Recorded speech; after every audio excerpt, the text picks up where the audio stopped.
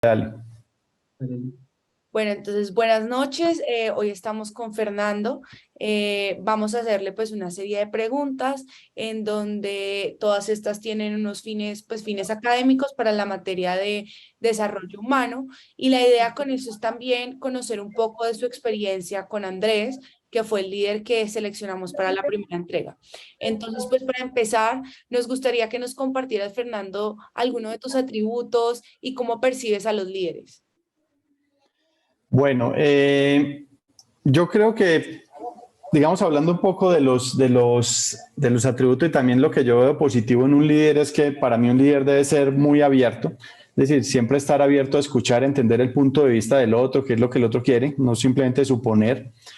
Debe enseñar, o sea, normalmente si uno tiene oportunidad de transmitir a los otros el conocimiento, creo que esa es una de las facultades de un líder, es poder enseñar y guiar con el ejemplo. Abrir los espacios cuando se necesite conversar, creo que el tema del diálogo es fundamental aquí para poder entender al otro también y para poder también, digamos, tú dar las pautas. Creo que uno de los temas principales es cumplir con lo que se compromete. Yo creo que al final uno de los temas que genera confianza realmente es pues abrir los espacios, escuchar al otro, entenderlo, el diálogo que he hablado, pero finalmente cumplir.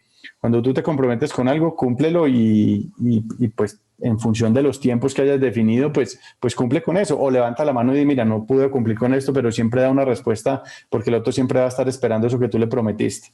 Creo que tiene también que ser coherente entre el decir, el pensar, el decir y el hacer. O sea, entre lo que yo pienso, digo y hago, que finalmente haya coherencia y no simplemente que los otros perciban que pues esta persona dice unas cosas pero hace otras, ¿sí? Creo que de los atributos también que considero yo que tengo como líder y que también valoro mucho en los líderes que he tenido es ayudar a los otros a crecer. Si uno crece y se proyecta y tiene, no sé, carrera dentro de la compañía donde esté, pues debe ayudar a que los otros hagan lo mismo. Entre más ayuden a los otros a crecer, también vas a crecer tú. Buscar siempre que sean mejores que uno. Uno no puede creerse producto terminado, sino siempre buscar que los otros sean mejor que uno y de las experiencias que uno vivió, tanto positivas como no tan positivas, pues enseñarle a los otros. Debe ser alguien que soporte al equipo en los éxitos y en los fracasos, que no sea un tema como tú perdiste y nosotros ganamos, no, siempre se tiene que ser, o perdimos o ganamos, pero al final tiene que ser un tema donde siempre haya apoyo en las buenas y en las malas. Creo que tiene que ser muy humano y entender que, pues aparte, digamos, del aspecto laboral, hay otros ámbitos en la persona. Su ámbito profesional, familiar, sus retos, sus problemas, sus inquietudes. Y pues lo que se tiene que buscar es eso, tratar de entender que hay un equilibrio. Nadie llega a una compañía y pues se quita el saco y lo cuelga y digo, ahí dejé mis problemas y ahorita me conecto con otros, o llega a la casa y me olvidé de los problemas de la compañía. Normalmente uno carga con esos temas buenos y malos todo el tiempo, entonces digamos hay que entender a las personas que son personas y que seguramente tienen variables que los afectan y buscar cómo generar ese equilibrio para que la gente se sienta tranquila. Considero que uno tiene que ser muy curioso y muy inquieto y yo me considero que tengo esas características también de buscar aprender algo todos los días. Yo te enviaba el resumen de un poquito de mi perfil y pues yo tengo 51 años, pero pues la verdad yo no me siento para nada viejo, ni me siento que pues yo como que ya cumplí con el ciclo, que todas me las sé o que qué más voy a aprender. Siempre estás buscando leer, aprender, entender de otros y muchas veces la gente joven te enseña también muchas cosas. Entonces eso es importante para tú poder también, digamos, tener un equilibrio. Celebrar los logros, creo que es uno de los temas fundamentales también. A veces se nos olvida y creemos y damos por sentado que, pues sí, esto es lo que tenía que hacer la persona, esto es lo que tenía que hacer el equipo y simplemente, pues eso es lo que yo esperaba, sino celebrar, dar la palmadita en la espalda, hacerle bulla, como digo yo, no solamente es poner el huevo, sino cacarearlo. Es decir, hay que buscar que también los otros sepan qué estamos haciendo y que las cosas buenas se deben celebrar. Creo que el líder también debe defender al equipo, o sea, si hay temas, digamos, que otras personas los están viendo de manera diferente o lo están controvirtiendo, lo están inclusive atacando y uno tiene un punto de vista claro, pues es defender al equipo, no simplemente tomar una actitud pasiva y que pues las personas que están atacando al equipo verán qué hacen o el equipo verá cómo se defiende, sino uno como líder tiene que salir a defenderlo también. Creo que también debe exigir, así como tú tienes toda esta apertura y todos estos atributos que les he hablado, también tiene que ser una persona que exija, o sea, cuando tú das también, digamos, tiene la posibilidad de exigir y que los otros también cumplan.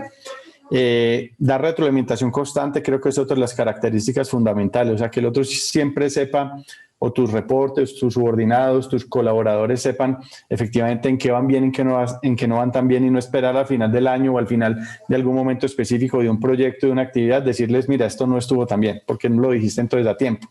Te podrían cuestionar por eso. Creo que debe disfrutar también con el equipo, buscar que sean felices haciendo lo que hacen. O sea, por eso es importante entender no solamente el punto de vista laboral, sino también personal de cada uno de los reportes que tú tengas como líder, para asegurar que al final la gente está feliz y está disfrutando lo que hace. Buscar la excelencia, y esto es un tema que Andrés siempre lo decía y me quedó sonando siempre mucho, es lo perfecto es enemigo de lo oportuno, y eso es cierto. Es buscar la excelencia y que las cosas se hagan súper bien, pero también hay que tener, digamos, flexibilidad, y a veces las cosas no salen como uno quiere, pero pueden salir bien, no tienen que salir perfectas. Si uno va a lograr un objetivo al 90%, pues está bien, no necesariamente hay que ser el 100, y si no es el 100, entonces nos frustramos. No, tiene que ayudar a que el equipo entienda que a veces con pocas variables hay que trabajar y tomar decisiones, y no todo siempre tiene que ser perfecto.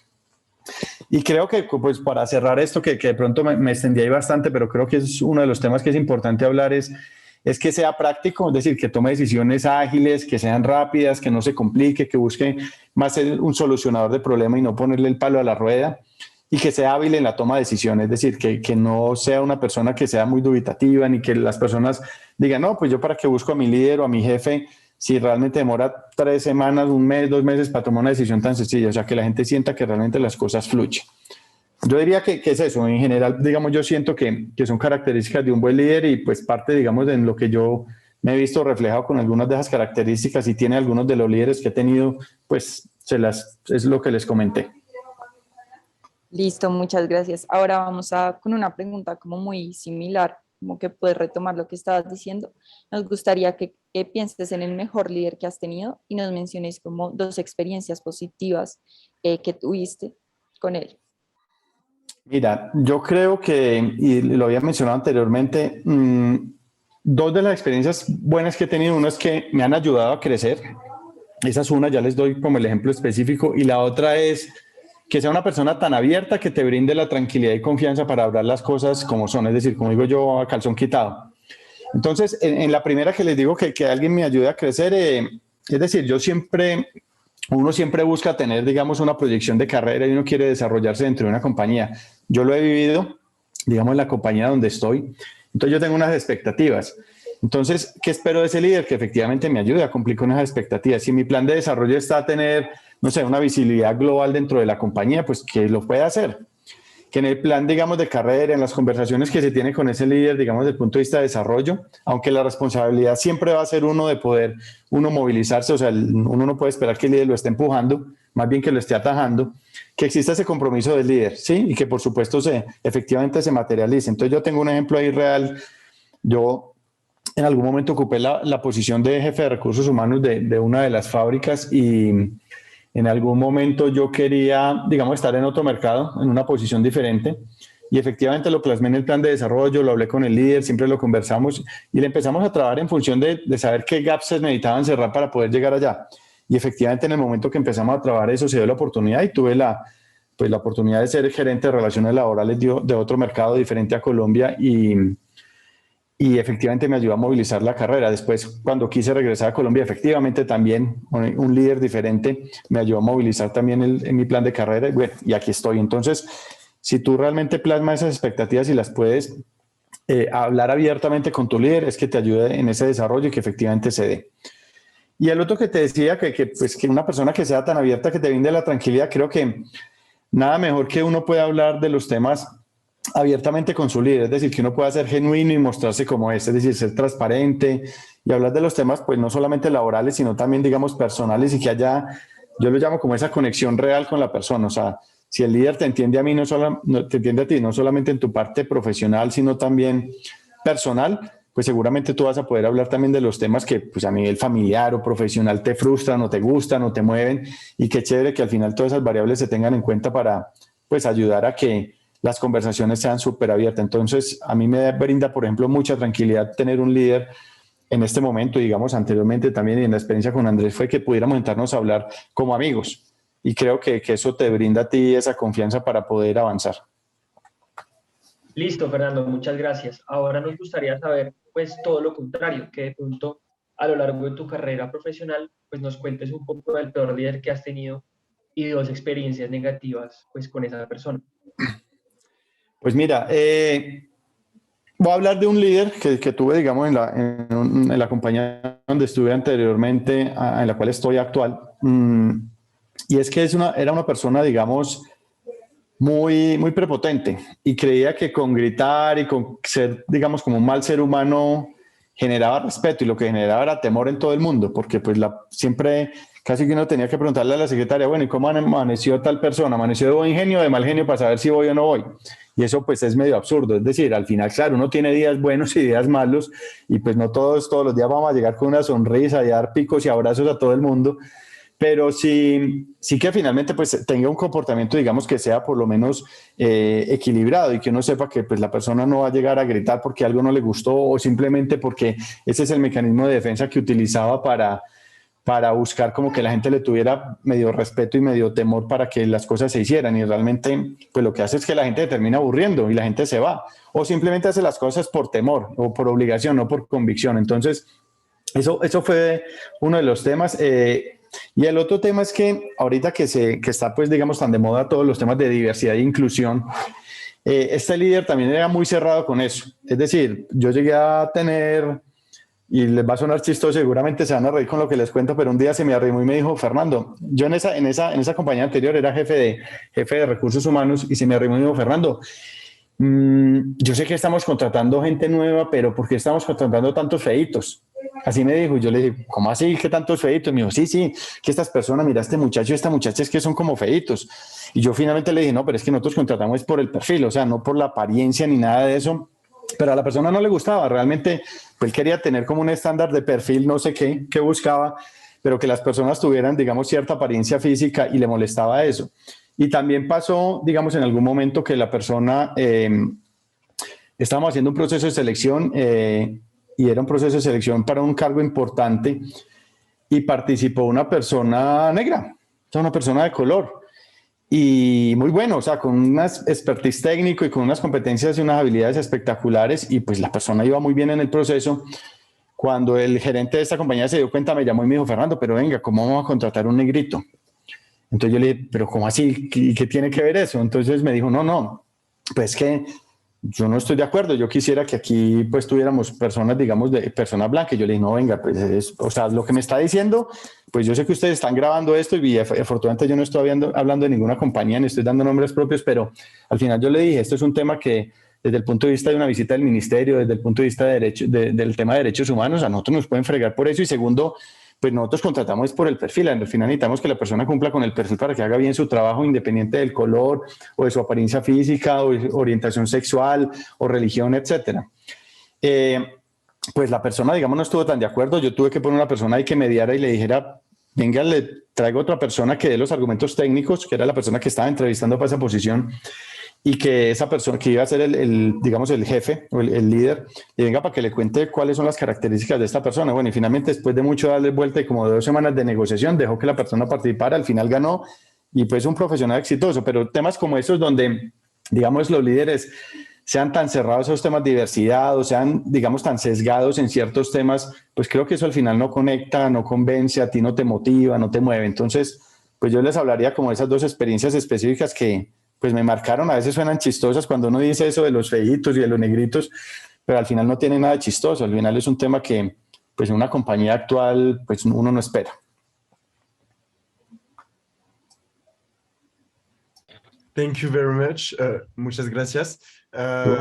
¿Cuál ha sido el rol de ellos han tenido en el manejo de conflictos? Y explique su respuesta con 2 ejemplos, por favor. Ok, pues yo creo que frente al tema del manejo de conflictos, yo lo veo más desde el punto de vista, digamos, positivo, digamos, más que negativo. Yo creo que yo me voy más por el lado de hablar de los buenos líderes, porque yo les podría decir, pues, ¿cuáles son las características del buen líder? Las que les dije al principio. Y ustedes me dicen, bueno, ¿y cuáles son las del mal líder? Yo les digo, pues todo lo contrario. O sea, todo lo contrario, digamos, a lo que les dije. Entonces yo creo que en esos, digamos, recuerdos que tengo de esos mejores o peores líderes, me iría más por el lado de los mejores líderes. Y creo que para los temas de comunicación y manejo de conflictos, tengo un ejemplo que lo puedo abrir en dos, y es que se tenga apertura para hablar de los temas cuando deban abordarse y la forma en que debe hacerse. Es decir, eso al final yo también lo llamo coraje. O sea, tener esa transparencia y que se pueda hablar sin tapujos. Adrián, yo no sé si tú entiendes los términos que te estoy diciendo, no sé, porque pues, entiendo que tú eres extranjero. Pero aquí decimos a calzón quitado, es decir, sin tapar nada, o sea, diciendo las cosas de frente, muy honestas, muy transparentes.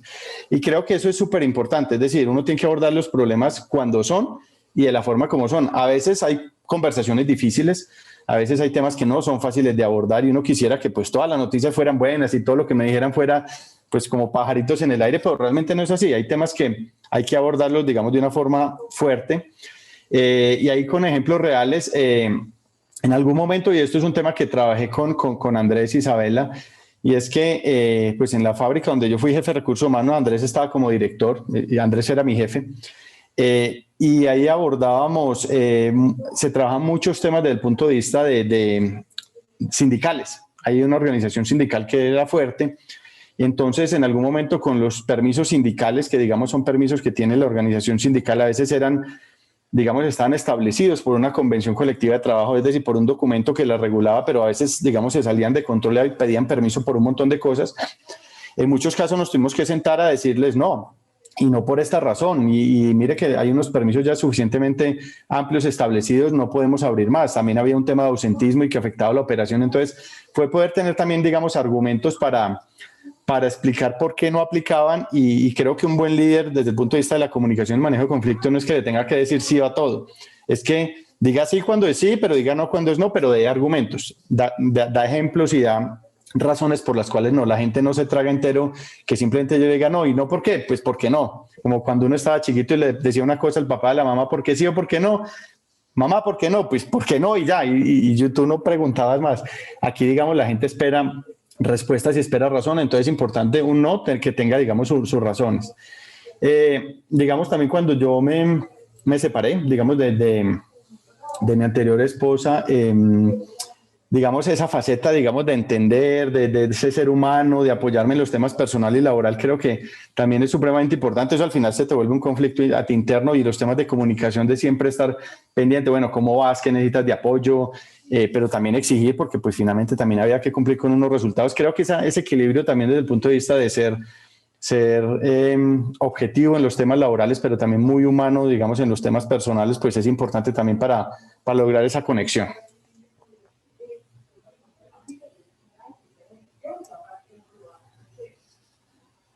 I don't know if I talk quite fast, but I try to do my best answer. Bueno, entonces ahora queremos saber cuáles son las herramientas que usa tu líder para manejar los conflictos. En este caso nos gustaría que hablaras concretamente como del caso de Andrés. Bueno, ¿qué herramientas utilizaba para abordar los conflictos? Creo que siempre una actitud muy abierta a escuchar. Siempre abrir los espacios para escuchar al otro, o sea, no un tema que simplemente lo resuelvo por WhatsApp o por correo o mando la razón con alguien, sino abrir el espacio, digamos, con esas personas que en algún momento se necesitaba hablar para abordar el conflicto, y era un espacio presencial. Pues, digamos, ahorita está muy de moda todo el tema virtual, pero en su momento, digamos, era el tema presencial y era buscar un espacio físico, de sentarse, a hablar frente a frente de los temas de una manera muy abierta. Siempre bajo el ámbito del respeto, pero también con el coraje, digamos, de decir las cosas abiertamente. Es decir, los permisos sindicales no aplican en este caso porque eso no está establecido en la convención, eso no está afectando la operación, no está afectando un tema de ausentismo. Entonces, muchachos, no se puede por esta razón. Entonces, creo que el tema de eso, de abordarlo directamente, de tener el coraje y de explicar el porqué, de buscar hablarlo frente a frente, de ser muy transparente, y siempre abierto al diálogo y a escuchar al otro, porque finalmente pues uno puede tener su razón del por qué no, pero también a escuchar al otro. Entonces muchas veces esas reuniones podían volverse también una negociación, y ellos podrían decir, sí, pero es que la convención está establecida así, pero necesitamos este permiso especial por esta otra razón, por un tema de calamidad, lo que sea. Entonces tú terminabas al fin, digamos, negociando y entendiendo un poco el punto de vista del otro. Es decir, una herramienta también es ser flexible para buscar que pues al final no solamente es un tema que yo gane y el otro pierda. Al final tiene que haber un tema de gana-gana, y creo que las negociaciones tienen que ser así, constructivas. Es decir, buscar que al final las dos partes sientan que si se dieron en algo, también ganaron en algo. Entonces yo creería que en función de esos temas con Andrés siempre se abordaban desde ese ámbito y creo que eso generó mucho éxito porque el relacionamiento, digamos, con las personas en la fábrica y con la organización sindical, pues era muy transparente. Las personas nos buscaban tanto a él como a mí en cualquier momento y nos llamaban por el nombre. No había que tener un protocolo de pedir una cita o de que el doctor o que venga a ver si me atiende o que hubiera un tema de que no se les diera respuesta o que sintieran como que no nos importaba. O sea, eso al final, digamos, siempre se borró y se dejó, digamos, siempre una comunicación súper abierta para asegurar que pues siempre hubiera canales de comunicación y siempre hubiera forma, digamos, de resolver los temas, porque tú en el día a día tienes 1000 cosas y no puedes centrarte en una sola y pegarte de ahí, tienes que ir resolviendo y avanzando. Bueno, yo te quería preguntar algo y es sobre la comunicación. Digamos que desde el área de recursos humanos, pues a ustedes les llegan como los problemas que tienen las personas, como que los problemas que llegan entre líderes o de seguidor a líder. Y yo te quería preguntar es, ¿cómo tú ves que estos líderes utilizan la comunicación? Si digamos que es abierta o las personas sienten la confianza para ir a hablar con ellos o tienen que recurrir a otras áreas o a otras personas para que los ayuden en esa resolución de conflictos. Entonces, ¿cómo Pues mira, la comunicación? yo te diría que hay de todo. Digamos, hay líderes muy hábiles y efectivamente cuando tú tienes, digamos, una cultura dentro de la compañía donde se busca eso, siempre el diálogo abierto, la comunicación, la transparencia, el abrir el espacio para sentarse con el otro, pues al final tú esperas que todos los líderes tengan, digamos, eso como en su ADN, es decir, sean como parte de las competencias que ellos tienen. ¿Y qué se busca? Pues que los líderes actuales desarrollen esas competencias si no las tienen o tienen gaps, o que las nuevas personas que lleguen a la compañía, pues efectivamente yo en el proceso de selección puedo evaluar que esas personas que entran tengan esas características. No todos las tienen, entonces ¿qué pasa? Al interior de los equipos cuando hay conflictos de cualquier tipo, pues hay personas muy hábiles que dicen, efectivamente, me siento y lo que les acabé de contar, me siento, abro el espacio, un espacio físico donde me pueda sentar con el otro de frente, pueda decirle las cosas como son, pueda darle mis argumentos, pueda entender qué piensa el otro y negociar. Pero hay otros líderes que en eso no son tan hábiles y efectivamente se terminaban enganchando, tomaban el tema personal, terminaban generando un conflicto peor. Entonces, normalmente ahí, ¿qué se busca? Que a través de otro líder o que a través del mismo equipo de recursos humanos o de las personas, digamos, que tienen pues más experiencia desde el punto de vista de ayudar en un tema, por ejemplo, como un coaching o de sentarse a tener un tercero para mediar en una conversación y hacer una negociación, pues se buscaba como ayuda. ¿Qué pasa al final de eso? Que sí se quiere que pues todos los líderes tengan esas características, en unos con mayor grado de desarrollo que otros, pero al final todos que tengan por lo menos un estándar.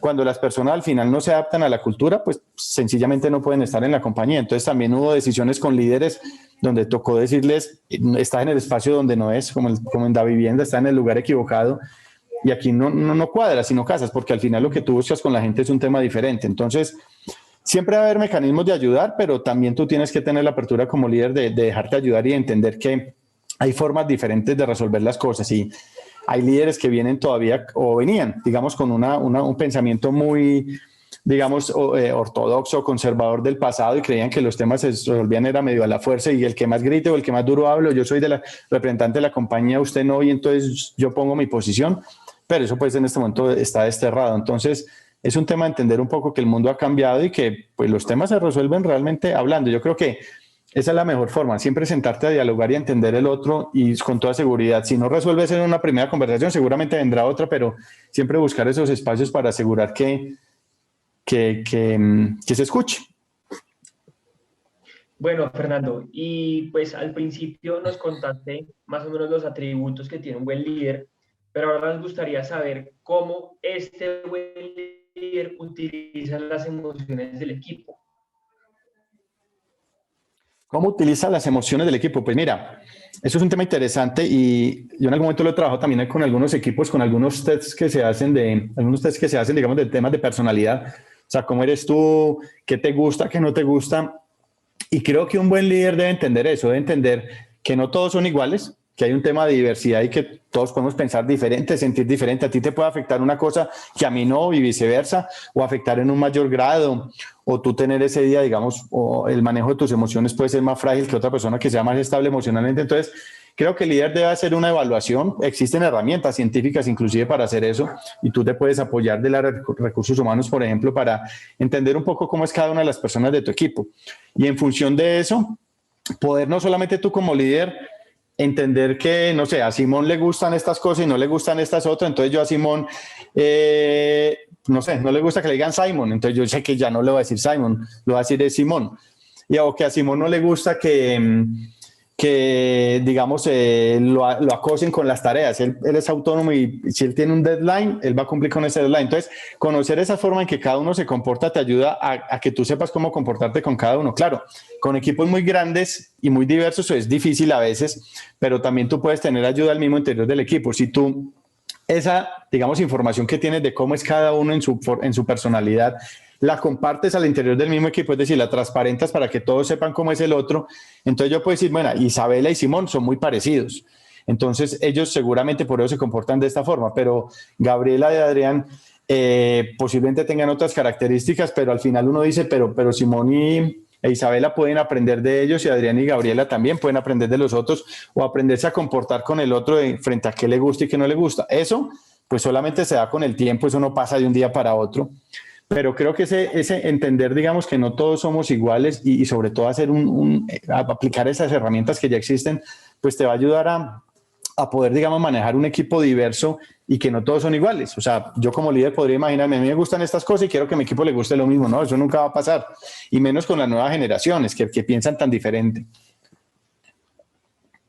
Sí, muchas gracias. Y nos gustaría saber lo mismo, pero de un mal líder, por favor. De un mal líder en el manejo de las emociones, pues yo creería que es pues todo lo contrario. Pues sorry por la respuesta tan obvia, pero al final es eso. O sea, yo creo que un líder que crea que todos nos comportamos de la misma forma, que todos sentimos igual, que todos abordamos los problemas de la misma manera o que todos reaccionamos de la misma forma o que todos aprendemos o nos gusta o nos disgusta lo mismo, pues sencillamente está condenado al fracaso, porque seguramente hay personas del equipo que se podrán conectar con eso, personas que con mayor inteligencia emocional podrían decir, bueno, yo ya sé que mi líder es así, pero yo no me voy a enganchar con eso, yo me comporto de esta forma, pero hay personas que eso las afecta mucho. Entonces eso al final, digamos, si tú no estás bien conectado, si tú no estás estable emocionalmente, eso influye en tu desempeño. Entonces, cuando se habla de equipos de alto desempeño, pues tú normalmente tienes que saber equilibrar las cargas, quién es mejor en una cosa que en otra, quién siente mejor, quién puede manejar una mejor inteligencia emocional, quién se afecta más duro con un fracaso cuando no fue mal en un proyecto, o quién es el más alegre y el que mueve más al equipo, o quién es el de pronto más reservado y más tímido y de pronto no le gusta que se metan mucho en la vida. Entonces, creo que cuando tú no manejas esas variables y crees que todos al final tienen el mismo promedio, pues te vas a equivocar y vas a tener un equipo que no va, digamos, a alcanzar el potencial máximo de sus resultados y que habrá personas que van a estar bien, pero va a haber personas que van a estar muy frustradas. Entonces, eso hace que el equipo no avance o que se genere un mal clima laboral o que las personas terminen yéndose y entonces no se genera un tema de retención en la compañía, sino más bien de rotación. Entonces, creo que es eso, es asegurar que el líder sea consciente en que no todos son iguales y que hay que aprender a manejar pues la personalidad de cada uno, que no es fácil. Creo que es una de las cosas más difíciles de trabajar con seres humanos, pero al final es lo que hay que hacer. Sí. Y Andrés, mira, Fernando, mira, nos gustaría saber si en el caso tuyo con Andrés, de pronto has visto que él es vulnerable en algunas circunstancias y si esto pues ayuda al trabajo en equipo y si es como exitosa esta herramienta como de hacer uso de la vulnerabilidad para ayudar como a la confianza dentro del equipo. Pues mira, yo creo que sí. Como les decía ahorita, para tú generar confianza, tú tienes que ser muy abierto en el diálogo y muy transparente. Entonces, el hecho de uno mostrarse vulnerable creo que hace ver a los otros que tú también tienes tus fortalezas y tus oportunidades y que tú eres ser humano y que sientes y te equivocas y que puedes pensar diferente y que hay cosas que te molestan y otras que no. Lo que pasa es que eso hay que saberlo manejar dependiendo de los públicos, porque no todos lo entienden igual. Hay personas que si tú te muestras vulnerable, pues van a creer que tú eres débil y van a creer que entonces, se la puedo montar a este, entonces lo voy a atacar. Ya sé que este es el punto débil o el talón de Aquiles y por ahí me meto. No, creo que es poderles mostrar que uno también siente y que uno también piensa y se equivoca Y creo que eso se va construyendo en la medida que tú tengas conversaciones. Normalmente tú no te muestras vulnerable en el primer encuentro frente a un equipo, pero a medida que el equipo gana confianza y ves que otras personas también se muestran vulnerables, muestran sus puntos de vista, muestran sus sentimientos, tú también puedes abrirte a eso. Entonces, creo que esa es la mejor descripción de liderar con el ejemplo. O sea, que tú también puedas mostrarle eso al equipo, que efectivamente, pues, no lo vas a hacer a la primera, pero en la medida que pase el tiempo lo vas a hacer, pero que el equipo vea que si efectivamente tú te muestras que eres vulnerable y que efectivamente tú te muestras como ser humano, pues seguramente los otros te van a copiar. Normalmente la gente copia mucho eso. Por ahí dicen que uno se termina pareciendo al jefe. Y entonces, si uno se termina pareciendo al jefe, pues uno debería ser el mejor jefe posible que pueda ser para que los otros también terminen siendo buenos. Porque cuando uno es mal jefe y los otros se terminan pareciendo al jefe en cosas malas, pues seguramente el equipo está condenado al fracaso. Bueno, y ahora nos gustaría saber qué tipo de orientación tienen tus líderes, o sea, si tienen una orientación hacia los resultados, hacia las personas, y cómo crees que el tipo de orientación del líder pues puede evitar los problemas dentro del equipo. Y nos quedan 6 minutos, entonces, si algo, yo paro la grabación 1 minuto antes y te mando el otro enlace para terminar las 2 preguntas que faltan. ¿Te parece? Dale, ok. Pues mira, yo creo que te voy a hablar como de mi líder actual inclusive, y creo que también ahí cabe Andrés como líder porque tienen muchas similaridades y es, yo creo que el estilo siempre ha sido balanceado, es decir, buscar resultados porque pues en la compañía en que estamos actualmente, una compañía que está enfocada en resultados, pero sin dejar de lado el ser humano. Creo que al final tiene que haber un balance. Es decir, si tú no puedes simplemente decirle a la gente, mira, vamos a lograr este resultado independiente que la gente esté destrozada, o alguien tiene un problema familiar, se está separando, se le acaba de morir el papá, o tiene un problema en la casa complicado desde el punto de vista económico y a ti no te importa sino los resultados. Eso no va a pasar. Los resultados no llegan y si llegan, pues llegan con un sobreesfuerzo de la gente y la gente se empieza a quemar. Yo creo que al final tú tienes que entender que los resultados se dan como consecuencia de tener un equipo estable emocionalmente. Entonces, el tema de ser genuino, de mostrarse vulnerable, de entender que el otro piensa diferente, que siente, sobre todo ahorita en esta época, por ejemplo, post-pandemia, que hay tantos casos de gente que se está medio deschavetando y esa es la realidad, o sea, que le ha afectado mucho el tema, digamos, de la virtualidad o de lo que está pasando en el mundo. Tú tienes que conectar y primero conectar con las emociones. Si tú no conectas con las emociones de la gente y saber qué piensan, cómo se sienten, qué los afecta, difícilmente vas a tener un equipo de alto desempeño. Entonces, esa concepción ya, digamos, del equipo de alto desempeño, que tú trabajas unas herramientas muy desde la ciencia, desde la ingeniería, y efectivamente eso se va a lograr, pues eso está mandado a recoger. Tú tienes que primero conectar con las emociones y una vez tengas un equipo estable y que confía y que efectivamente sienta que está cohesionado, los resultados se dan como consecuencia, no como causa. Entonces yo creo que los líderes, finalmente, que de los que te estoy hablando, tienen ese balance. Creo que es al final, no sé, te podría decir un 50-50 resultados versus gente, pero ninguno prima sobre el otro. Sí, Bueno, muchas gracias. ¿Cómo? ¿Cuál ha sido el rol que han tenido los líderes como desarrolladores de personas y como formadores de nuevos líderes? Nos gustaría que nos dieras como un ejemplo concreto también. Pues mira, yo creo que en el tema de desarrolladores es que tengan total apertura, lo que les decía al principio, si a uno le va bien, al otro le va bien también, ¿sí? O le va mejor. Entonces, saber que si uno crece y ayuda al otro a crecer, pues eso será una sinergia para obtener mejores resultados en el equipo. ¿A quién más le interesa que al líder, que su gente sea mejor cada vez? Y no simplemente que el líder sobresalga y los otros no, porque al final no vas a tener resultados del equipo, el líder no va a lograr resultados solo. Entender que cuando uno hace cosas buenas en la vida, yo creo que el universo te lo devuelve. Yo creo que uno tiene que en la vida ser bueno en todos los ámbitos, en el laboral, en el personal, en el familiar, en el profesional, para asegurar que al final todo eso bueno también te vuelve.